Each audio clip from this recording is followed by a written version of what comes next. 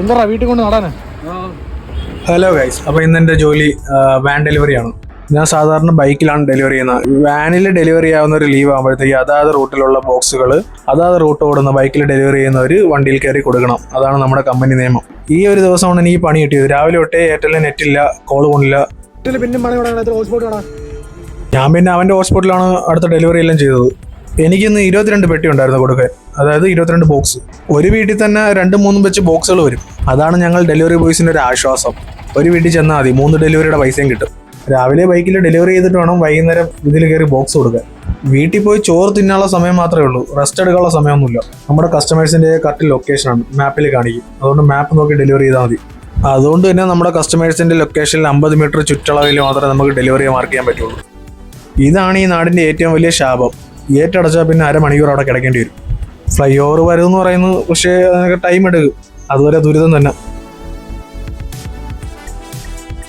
പൈസ അടച്ച സാധനമാണെങ്കിൽ ചില കസ്റ്റമേഴ്സ് വീടിൻ്റെ ഫ്രണ്ട് വെച്ചിട്ട് പോകോളാൻ പറയും. വീട്ടിൽ ആളില്ലെങ്കിൽ അങ്ങനെ നമ്മൾ ചെയ്യത്തില്ല. അവരുടെ സമ്മതത്തോടെ മാത്രമേ നമ്മൾ അവിടെ വെച്ചിട്ട് പോകാറുള്ളൂ. വണ്ടി പോകാത്ത ഇടമാണെങ്കിൽ നമ്മൾ ചുമന്നോടെ നടക്കണം. നെറ്റ്വർക്ക് ഇഷ്യൂ ഉണ്ട്. എയർടെല്ലിൻ്റെ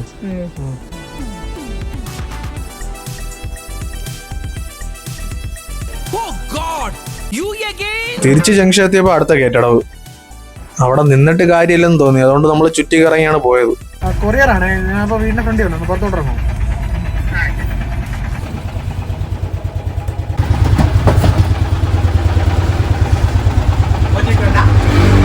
ഇല്ല, എല്ലാം കൊടുത്ത് തിരിച്ചു പോകുന്ന നേരം അടുത്ത കയറ്റടവ്.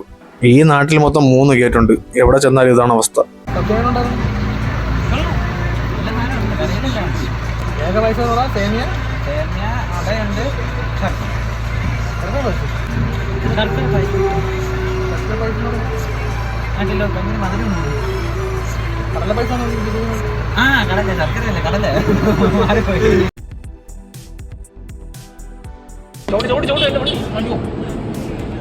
എന്നെയും ഡ്രോപ്പ് ചെയ്തിട്ട് അവ അടുത്ത പെട്ടി കൊടുക്കാനുള്ള അടുത്തിട്ട് പോയി.